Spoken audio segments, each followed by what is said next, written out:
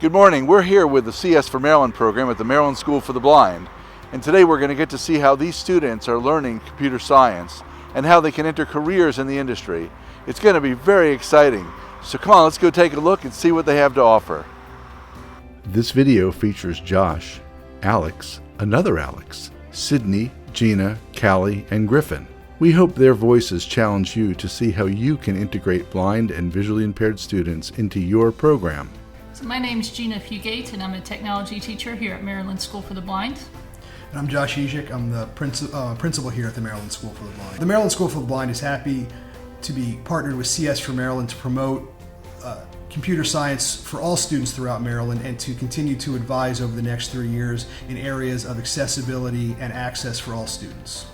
The Maryland School for the Blind has been building and creating a team for robotics competitions and computer programming courses designed specifically for students who are blind or visually impaired.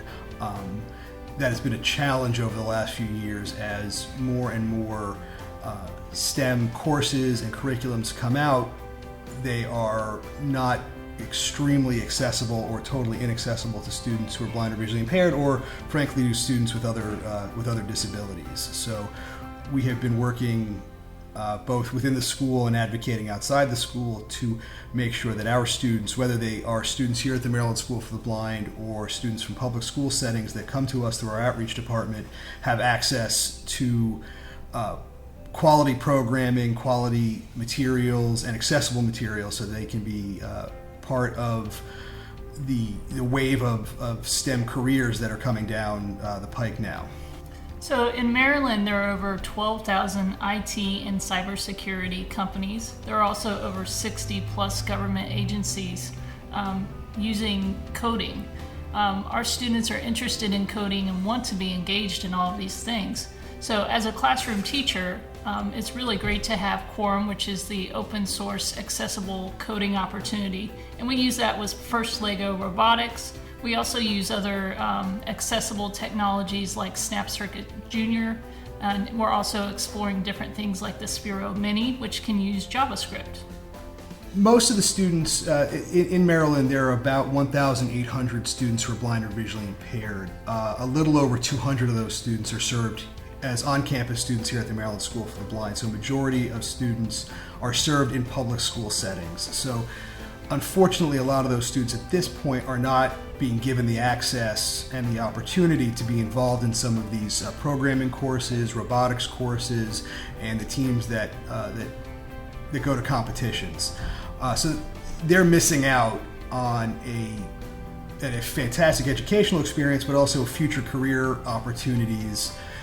So our hope is to be able to get out the word about things like Quorum, things like our accessible programming courses, things like our robotics courses, so that we can share those resources with students in the public school, teachers in the public schools, and also, host them here as well, so they can be, with other students who are blind or visually impaired, or alongside their non-disabled peers as well. I'm here to share information with you today about computer science and involving students who are blind or visually impaired. A lot of people don't realize that it's completely possible to include a student who is blind or visually impaired. We have 2 Lego robotics teams, and we use a program called Quorum. Quorum is open sourced and completely accessible, so it allows our students to participate in First Lego League with all of the other kids who have typical vision. It is a text-based code, so they are doing all of the work and they are handling their robot. Also, another example is the Sphero Mini and any of the Sphero products. They have a JavaScript base, which also allows them to participate more fully than something like a visual drag and drop program. So Sydney, remember when we were doing First Lego League Robotics and we get our kits and we start building things? What's the problem that we run into with Lego building? Can you see the pictures? No. But all the pictures tell us how to put things together, right? Yeah. So can you tell everyone how we were able to do Lego robotics? We have to have an adult tell us which pieces to look for. So we call that a parallel build. So when we first start out, we would have 2 Lego EV3 kits.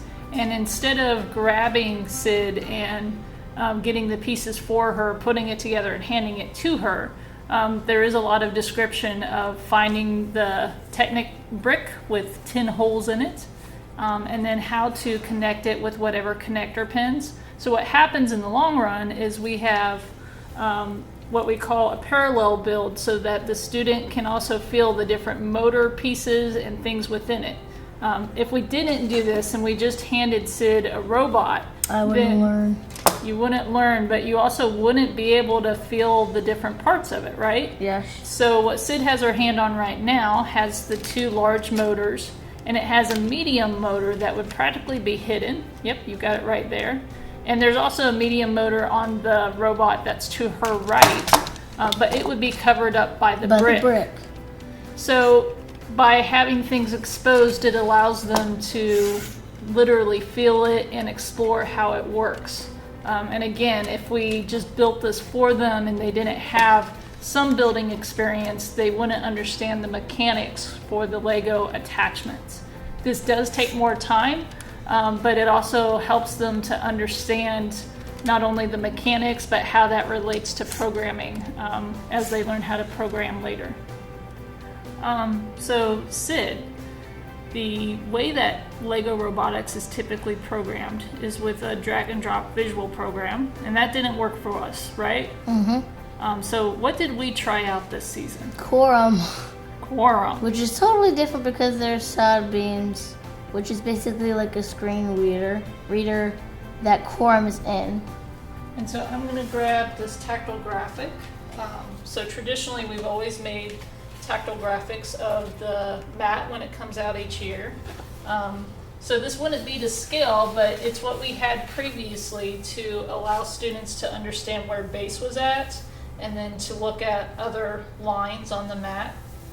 So Sid, this is the same information. Why do you think it's important to have the Empower mat versus just the tactile graphic? Is that doing the same thing for you? No. The Empower mat is showing us basically how this tactile graphic is, but a lot more room, and showing us, well, telling us where to line our robot up at. Can you show why it would be important to be able to measure that distance on the mat? So what is it that you're holding right now? A tactile ruler. Okay, and what does that mean, a tactile ruler? It has basically Braille on it, and centimeters and meters and inches. Okay, so the beginning of your programming line, feel for that first. Right here. So let's start it from the thick part. Yep, so right there. Okay, and then back to base, so where we have to be inside of base. All right, so what measurement it is right 35. here? 35. 36. Okay, and how would that help you in programming a Lego robot? To see how many inches we have to go to reach this line, the line to start the mission. For many public school teachers, it may be really daunting and overwhelming to have a student who is blind or visually impaired if you don't know where to start. But I assure you that things that often help blind or visually impaired students often help students who are sighted, and maybe even students who have other disabilities. For example, typing out code actually relates to computer science and typical coding like JavaScript, more so than a visual drag and drop program. Also, magnification, changing the contrast, are simple examples of things that are often done for students who are visually impaired that often benefit others. Okay, so this is a CCTV. It's a magnification screen that helps us read papers and look at objects closely in detail. As you can see, it gets this large. With the brick, it does not have a backlight or anything. It has no speech enabled anything, so it's really not useful for us to see, but it is. So those gears are actually really hard to see because they're black.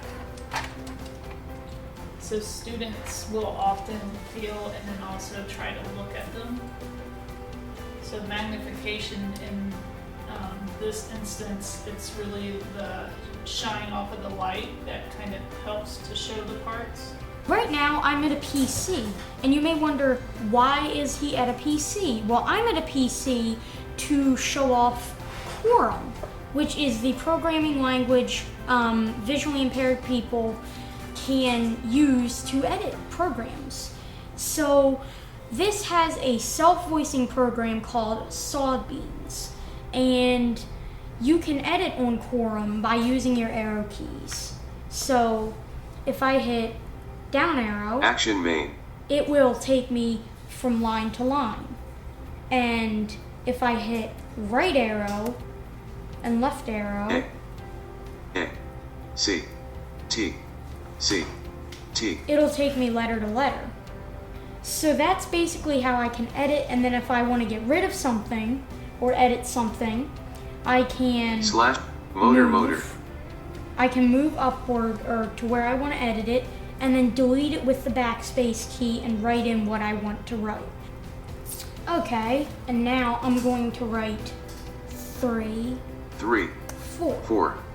And the reason I write 34 is because that is how long, how many inches it takes to get from base to the coding line on the other side of the mat. And the way I got that answer was by measuring with a Braille yardstick. So that is what you use to edit and how you edit in Quorum, in Sawbeans, with self-voicing on a PC. Quorum is very important to me. I wanted to make my own video games. I've become so interested in how they're made that I would actually like to make my own, and a lot of programming languages aren't accessible to the blind or visually impaired. However, Quorum is. This is the Braille Note Touch. This is the Braille keyboard. There are 6 keys on a Braille keyboard. A-L-E-X, Alex. Yeah, so I wrote "My name is Alex" on the Braille Note Touch. A teacher will be able to see what you're doing, what you have written if they don't know Braille. Okay, so this mat is tactile a little bit. So with people with visual impairments, they can actually feel where they are on the map. So if they need to get someplace on the map, like a Lego mission, they could easily find it. I think this is actually really cool, mainly because some other mats you literally have, it's just plain mat, flat, nothing. But these actually have bumps and tactile things. You can actually feel where feel where you are, so you know where to put your robot and where to line it up if you need to put it somewhere. I think that's really great. So no, coaches don't have to do it for you. You can just do it yourself.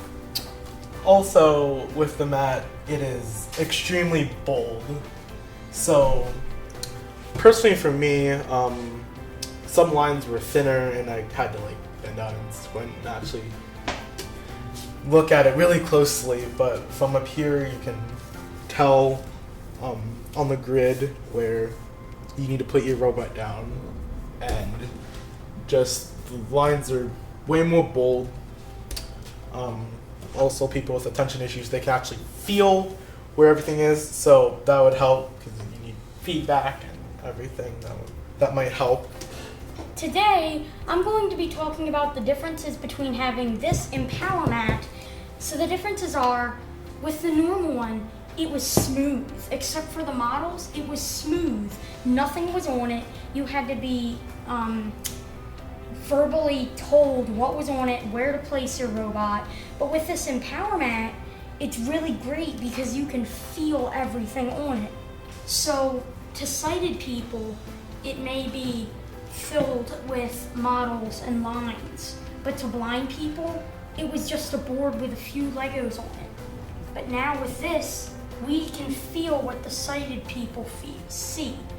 We can experience what the sighted people experience when they look at the mat.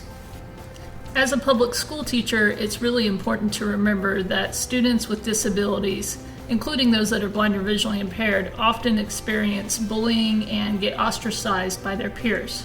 This is a result of stereotypes and usually a lack of information. An example of a question that a student that is blind or visually impaired might encounter is, well, you don't look blind, or why are you using that stick? Or, you're not blind, you have vision. These are examples of things that our students experience that are really negative and can often result in them being shy, having anxiety, or being hesitant to participate in activities with a group. You can look to the Maryland Center for Computing Education for more resources. The Maryland School for the Blind as well will have information available to help you with your classroom. You can learn more about Empower Mats that was discussed in this video at their website, and the Quorum programming language and all the resources available for free are at their website, including a soon-to-be-released 3D modeling environment for blind and visually impaired students. Also, check out Humanware. They make a lot of the gadgets that you saw in this video, and the American Printing House for the Blind has many resources for your classroom. Again, many of these are not that expensive. Take a look and start to consider how you can integrate these tools into your work. We are asking you to consider how you can integrate blind and visually impaired students into your classroom. You can look to CS for Maryland and the Maryland School for the Blind to provide you with guidance and resources. You should work towards a same-as experience for your students. Make whatever changes are necessary so they have the same opportunities as their sighted peers. Provide tactile tools where needed. Many of them are not that expensive. And seek funding for specialized technologies like the Braille Reader and CCTV unit you saw in the video. Look for accessible alternatives to everything you do, whether it's software, music tools, or other items. And make sure that the students who are blind and visually impaired have access to the instructions and other resources needed to complete their projects. Be sure to educate your students about disabilities to avoid bullying and ostracism. And make sure your students with disabilities have a good experience in your classroom. Then close your eyes and try to imagine the world of the blind or visually impaired student. With modern technologies, there are very few limitations. Let's work together to give them all the opportunities that they deserve and seek.